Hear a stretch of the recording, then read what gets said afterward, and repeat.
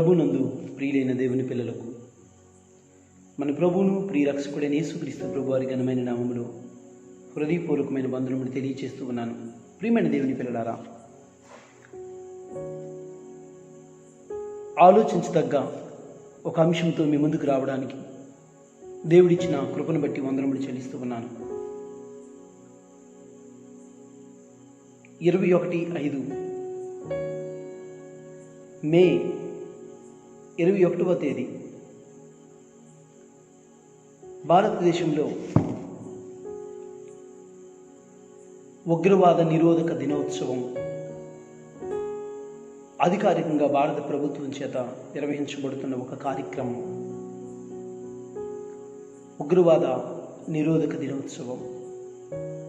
చాలా జాగ్రత్తగా ఈ మాటలు గమనించాలని ప్రభు పేట మనవి చేస్తూ ఉన్నాను. ప్రియమైన దేవుని పిల్లలారా, నేషనల్ యాంటీ టెర్రరిజం, ఈ ఉగ్రవాద నిరోధక దినోత్సవం భారతదేశంలో జరిపించడానికి గల కారణం గమనించినట్లయితే 1991 మే 21వ తేదీన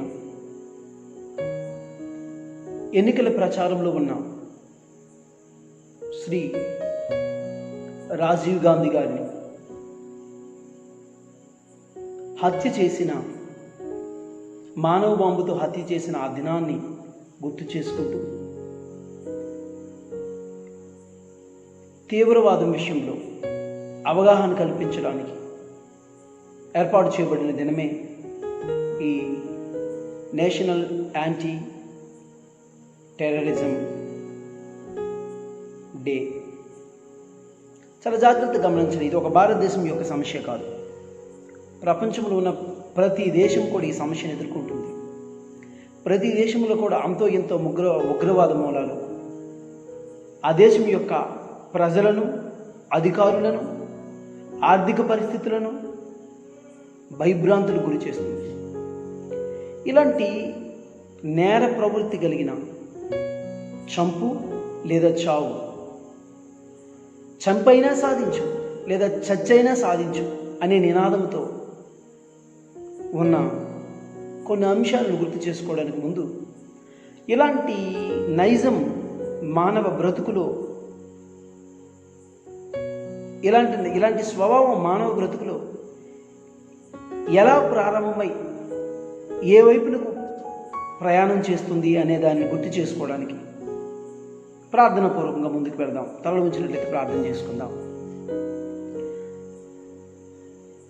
మహోన్నతుడును మహాగణుడు అయిన మా పరలోకపు తండ్రి, మీ ఘనమైన నామానికి వందనాలు. మీ పిల్లల మధ్య మరొక ఆలోచించదగ్గ, ఆచరించదగ్గ ఒక అంశంతో ముందుకు వెళుతుండగా సహాయం అనుగ్రహించమని, నీవు పొందుపరిచిన మాటలను నీ పిల్లల మీద మేము అర్థం చేసుకొని ముందుకు సాగడానికి కృపను అనుగ్రహించమని, ఆలోచించి వాక్యానుసారంగా ఉన్న సంగతుల విషయంలో మనసు పెట్టి బ్రతకగలిగిన కృపను, ఫలింపగలిగిన భాగ్యమును మాకు అనుగ్రహించమని, మహిమ ఘనత ప్రభావం మీకు ఆరోపిస్తూ మాకిచ్చిన ఈ కృపను బట్టి వందనములు చెల్లిస్తూ, నేషనల్ యాంటీ టెర్రరిజం డే, ప్రభువా, జాతీయ ఉగ్రవాద నిరోధక దినోత్సవమును గుర్తు చేసుకుంటూ ఇలాంటి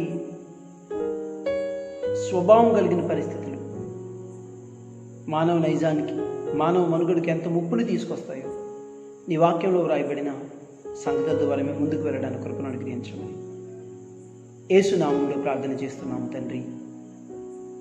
ఆమేన్. ఆమేన్. ప్రియమైన దేవుని పిల్లలకు, ఆలోచించగలిగిన ఒక విషయంతో మీ ముందుకు రావడానికి దేవుడికి నాకు ఇచ్చిన కృపను బట్టి వందనములు చెల్లిస్తున్నాను.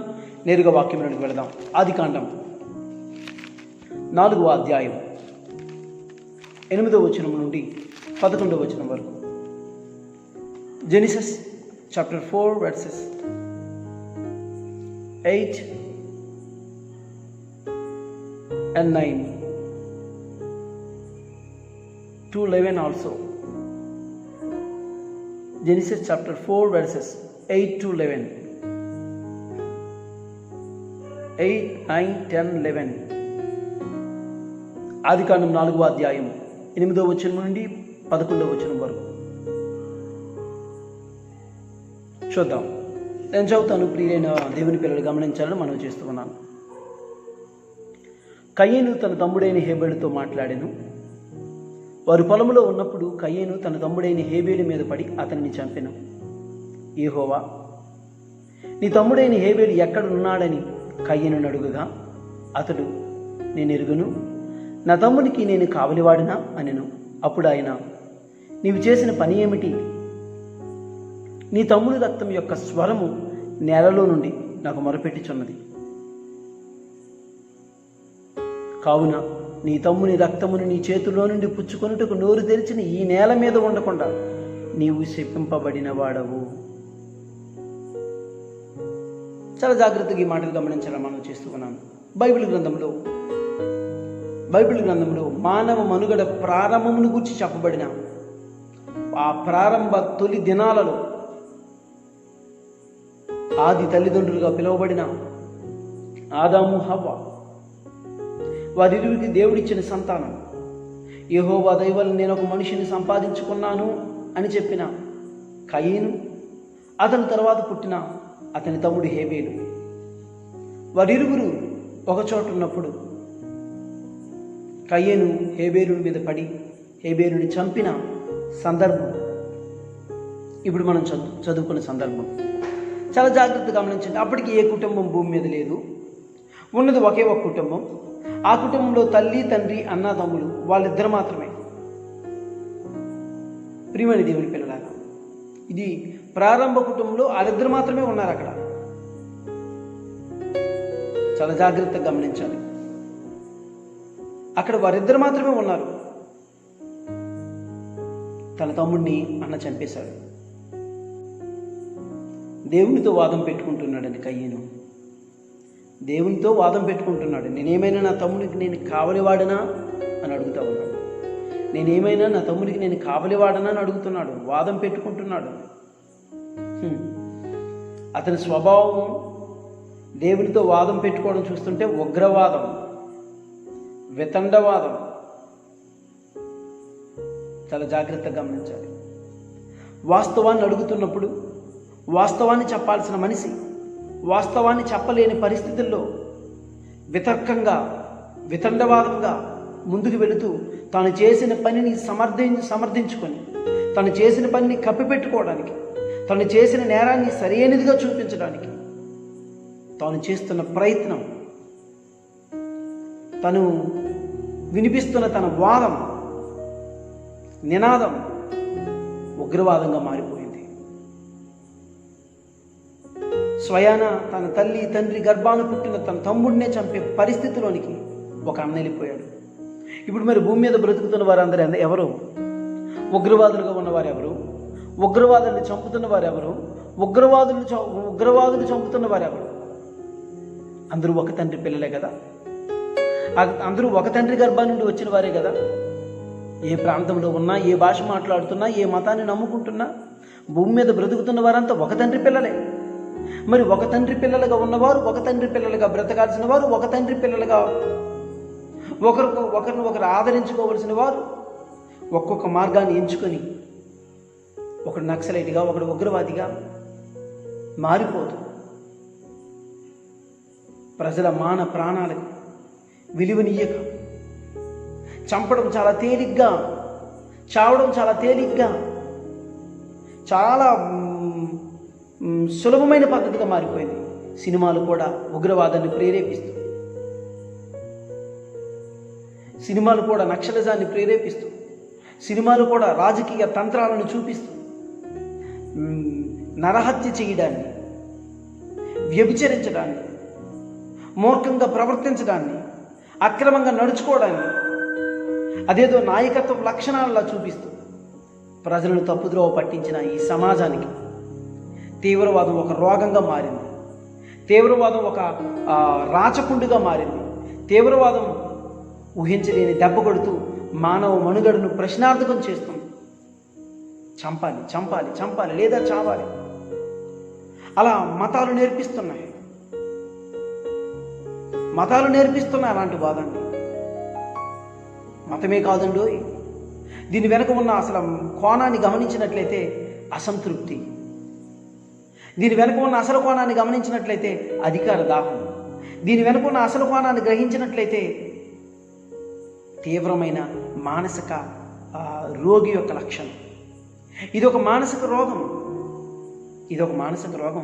ఏం చేస్తున్నావో తెలియని పరిస్థితుల్లో, ఏం జరిగిస్తున్నావో ఎరగని పరిస్థితుల్లో, నీ చుట్టూ ఉన్న నీ తోటి అన్నదమ్ముల్ని చంపుకునే పరిస్థితిని తీసుకొచ్చిన ఈ వాదాన్ని ఏ వాదం అందం?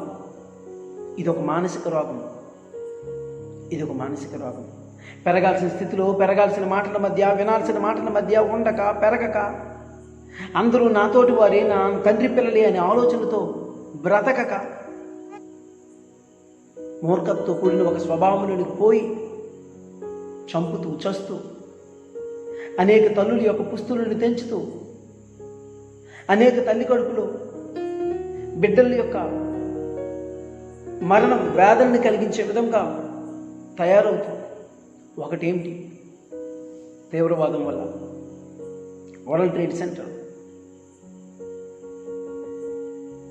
తాజ్ హోటల్,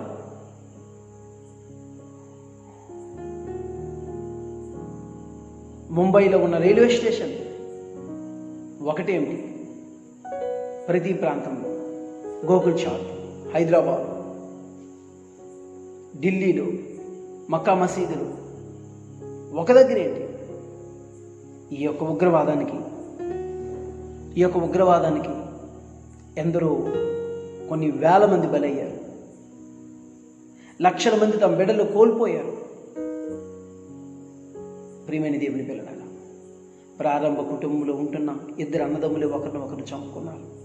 దీనికి గల కారణం, ఒక వ్యక్తి దేవునికి ఇష్టడు, దేవునికి సంతోషం కలిగించే పని చేశాడు. ఒక వ్యక్తి దేవుని మనసుకు సంతోషం కలిగించలేకపోయాడు. కలిగించలేని వ్యక్తి సరిచేసుకోవడానికి ఇవ్వబడిన అవకాశాన్ని దుర్వినియోగం చేసుకొని, దేవునికి ఇష్టం కలిగించిన మనిషిని, దేవునికి సంతోషం కలిగి బ్రతుకుతున్న ఒక మంచి మనిషిని చంపడానికి తన చెయ్యినెత్తి రక్తపాతాన్ని సృష్టించాడు. భయం గురిపించాడు. ప్రజలను భయభ్రాంతులు గురి చేయాలి.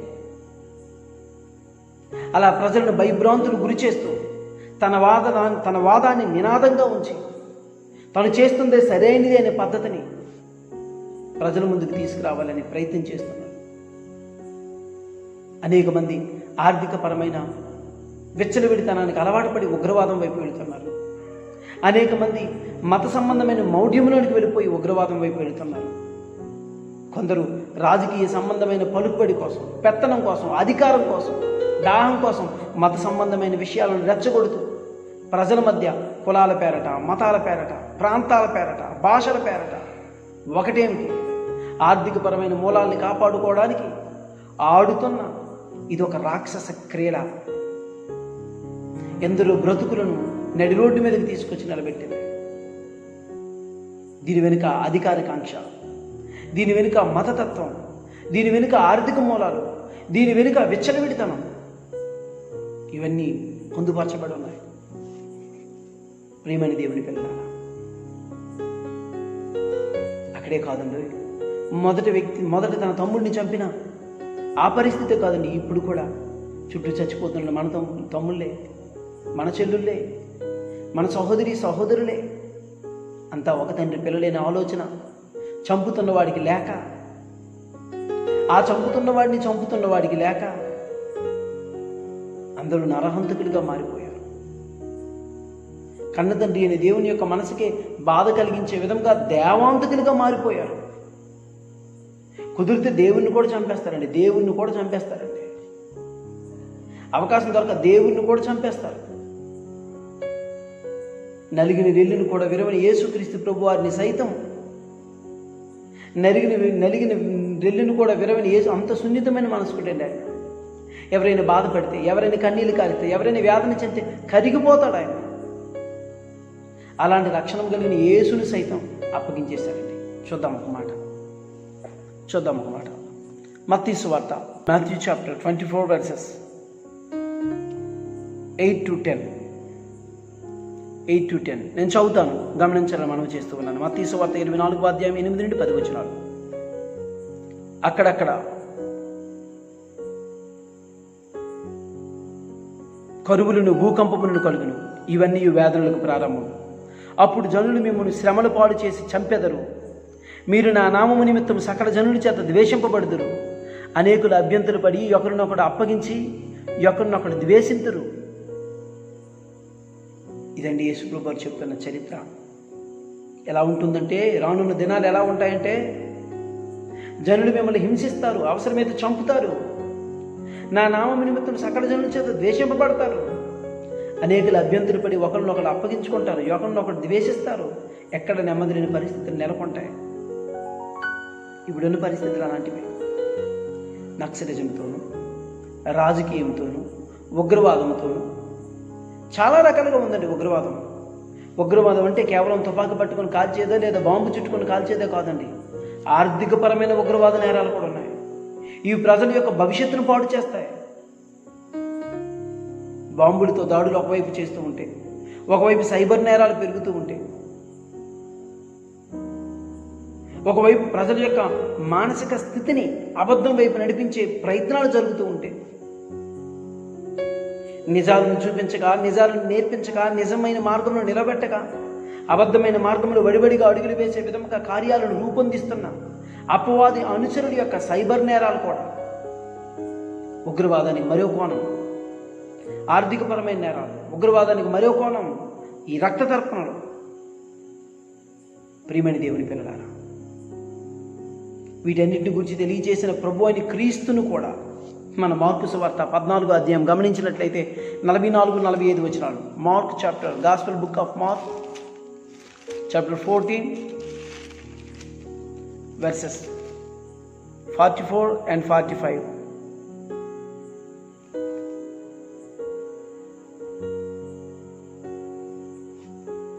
మార్కు సువార్త 14వ అధ్యాయం 44-45 వచనాలు నేను చదువుతాను, చూడండి. ఆయనను అప్పగించువాడు, నేనెవరిని ముద్దు పెట్టుకొందునో ఆయనే యేసు. ఆయనను పట్టుకొని భద్రముగా కొనుపోవుడని వారికి గుర్తు చెప్పి ఉండెను. వాడు వచ్చి వెంటనే ఆయన యొద్దకు పోయి, బోధకుడా అని చెప్పి ఆయనను ముద్దు పెట్టుకొనగా 46 ఆల్సో వారు ఆయన మీద పడి ఆయనను పట్టుకొనిది. ప్రియమైన దేవుని పిల్లలారా, ఇక్కడ ఒక వ్యక్తి ఉన్నాడు. ఈ వ్యక్తి చేస్తున్న పనిని గమనించినట్లయితే అతడు చెప్తున్నాడు, యేసును పట్టుకోవడానికి ఒక ప్రణాళికను చూపిస్తున్నాడు. నేను వెళ్ళి ఆయనను ముద్దు పెట్టుకుంటాను, నేను ఎవరిని ముద్దు పెట్టుకుందునో ఆయనే యేసు, ఆయన్ని మీరు చాలా జాగ్రత్తగా పట్టుకొని తీసుకెళ్ళిపోండి. 1991 సంవత్సరం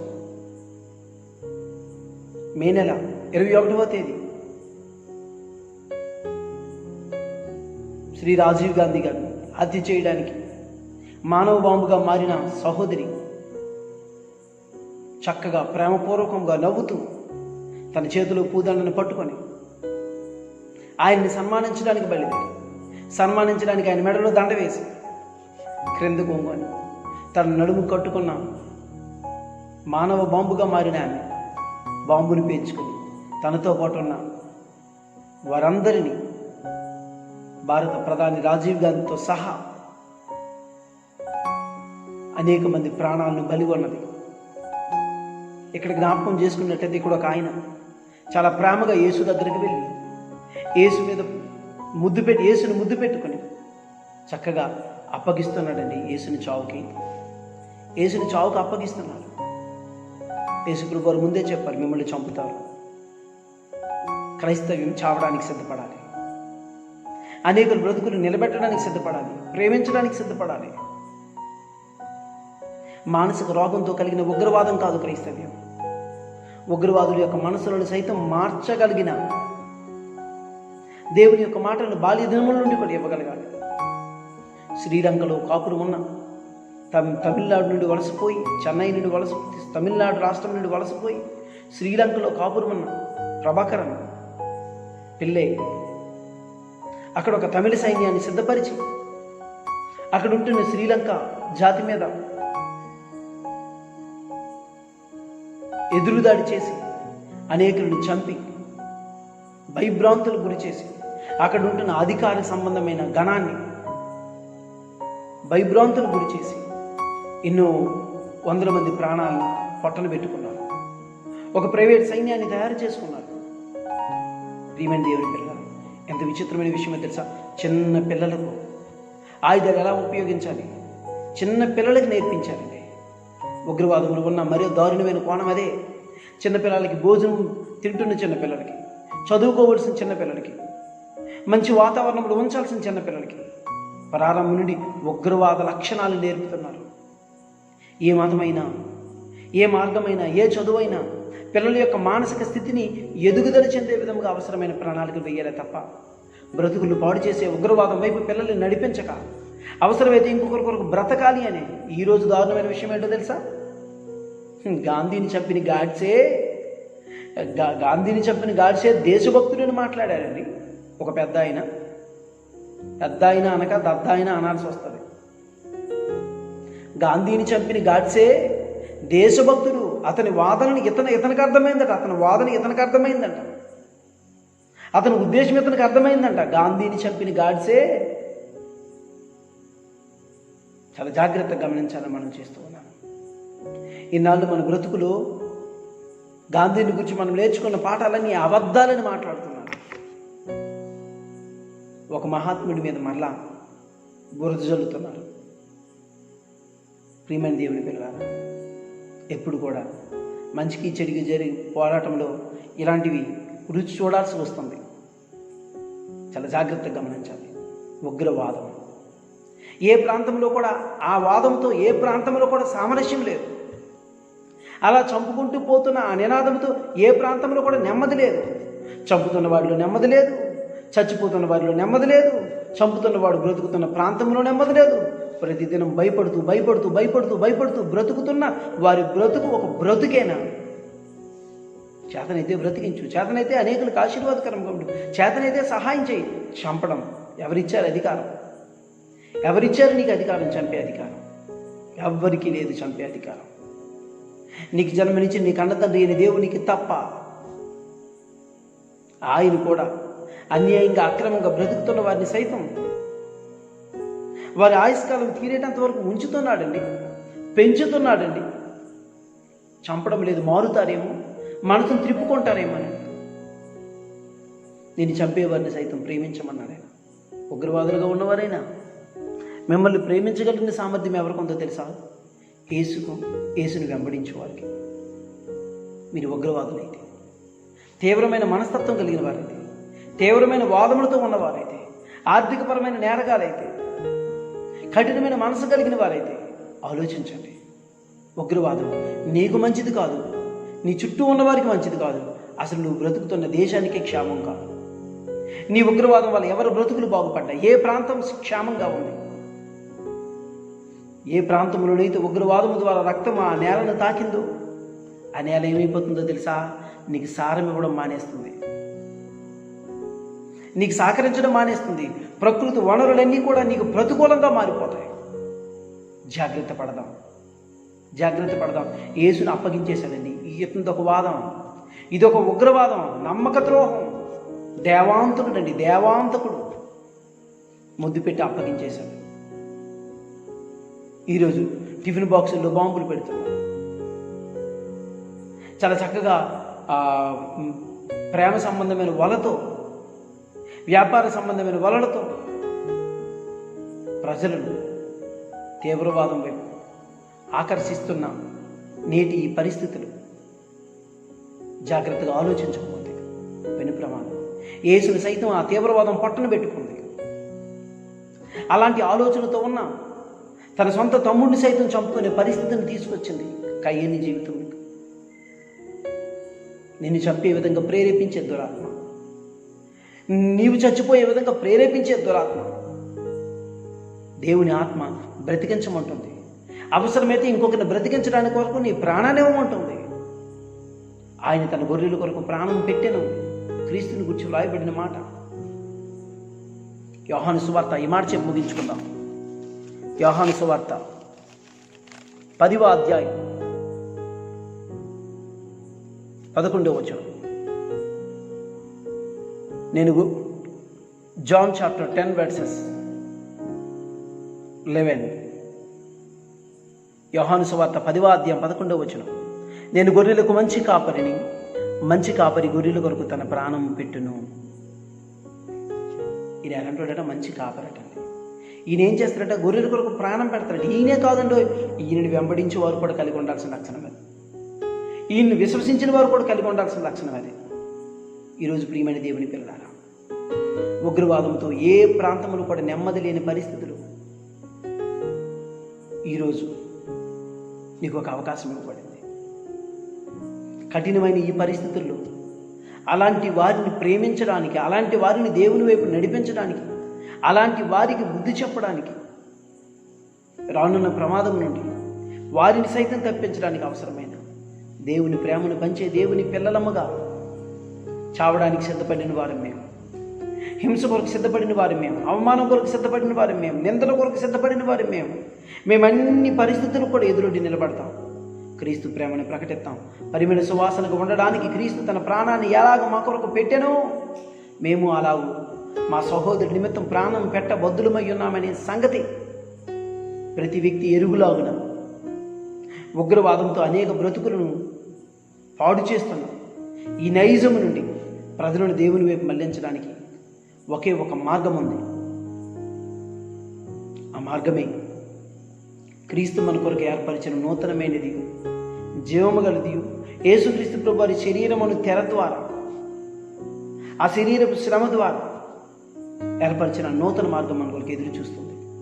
తీవ్రవాదం ఎవరిని బాగుపెట్టలే, తీవ్రవాదం ఎవరికి బ్రతుకునివ్వలే, తీవ్రవాదం ఏ ప్రాంతాన్ని క్షేమంగా ఉంచలే, తీవ్రవాదం ఏ తల్లి పుస్తుల్ని మెడలో ఉంచలే, తీవ్రవాదం ఏ తల్లికి కడుపులో బిడ్డని క్షేమంగా ఉంచలే. అందరి కడుపు కోత మిగిల్చింది. ఎన్నో పుస్తులు తెగిపోయాయి. ఎందరి బ్రతుల్లో నడి రోడ్డు మీదకి వచ్చాయి. జాగ్రత్త పడదాం, అప్రమత్తంగా ఉందాం. తీవ్రమైన విషబీజాలతో కూడిన సాంస్కృతిక సంగతుల నుండి, సినిమాల నుండి, వాతావరణ పరిస్థితుల నుండి మనలను, మన పిల్లల్ని కాపాడుకుందాం.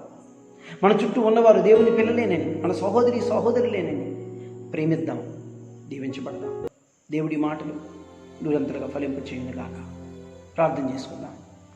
మా పరలోకపు తండ్రి, జాతీయ ఉగ్రవాద నిరోధిత దినోత్సవం పురస్కరించుకొని అన్నను తమ్ముడు, తమ్ముడిని అన్న, అక్కని చెల్లి, చెల్లిని అక్క, తల్లిదండ్రులని పిల్లలు, పిల్లల తల్లిదండ్రులను చంపుకునే పరమ క్రూరాతి క్రూరమైన దినాల్లో బ్రతుకుతున్నాం మేము. ప్రభువా, ఉగ్రవాదం మహా పాతకమని, అది బ్రతుకులకు క్షేమకర్మ కాదని, దేశానికి క్షేమకర్మ కాదని ఎరిగి నడుచుకోవడం కృపను అనుగ్రహించండి.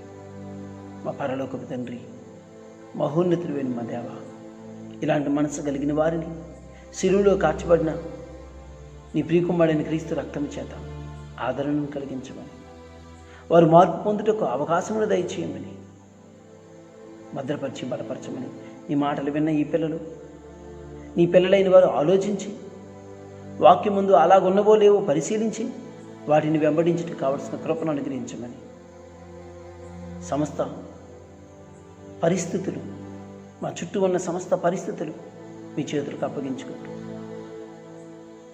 మా బ్రతుకులను మీ సన్నిధిలో జ్ఞాపకం చేస్తూ, మా బిడ్డలు కాపాడుకోవడానికి, మా కుటుంబాలను కాపాడుకోవడానికి, నీ యందు నిలిచి మేము ఫలించడానికి సహాయం అనుగ్రహించమని,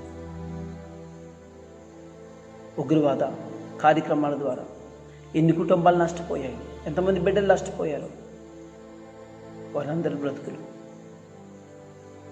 ప్రభువా, వారి వారి కుటుంబాలకు నెమ్మదిను ఆదరణను అనుగ్రహించమని, మాకు ఇచ్చిన ధన్యతను బట్టి స్తుతులు చెల్లిస్తూ, మా ముందున్న ప్రతి పరిస్థితి మమ్మల్ని ఆత్మీయంగా కట్టే విధంగా ఉండడానికి కృపను అనుగ్రహించమని, మహిమ ఘనత ప్రభావాన్ని మీ ఒక్కరికి ఆరోపిస్తూ, మా కొరకు శ్రమను సహించి, సిలువను భరించి, మరణాన్ని జయించి తిరిగి లేచిన నీ ప్రియకుమారుడు, మా రక్షకుడైన యేసుక్రీస్తు ప్రభువారి గొప్ప నామములో అడిగి వేడుకుంటున్నాము తండ్రి. ఆమేన్. ఆమేన్. ప్రియులని దేవుని పిల్లలకు ప్రభు పేట వందనాలు. New generation for Christ YouTube channel నందు, new generation for Christ Facebook page నందు దేవుని మాటలు చూడండి. ఇవి ఆశీర్వాదకరంగా ఉన్నట్లయితే అనేకులను, ఈ మాటలు అనేకులు వినే విధముగా వారిని కూడా ప్రోత్సహించండి. దేవుడు మనకు తోడేటి కాపాడును గాక. God bless you all. అందరికీ వందనాలు.